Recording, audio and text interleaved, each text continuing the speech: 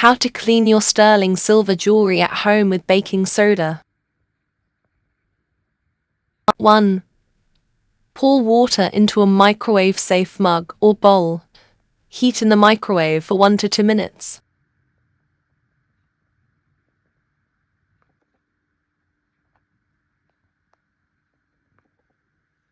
2. Line the bottom of a cereal bowl with aluminum foil. Pour hot water into the bowl. Add salt, baking soda, and dish detergent. Do not stir.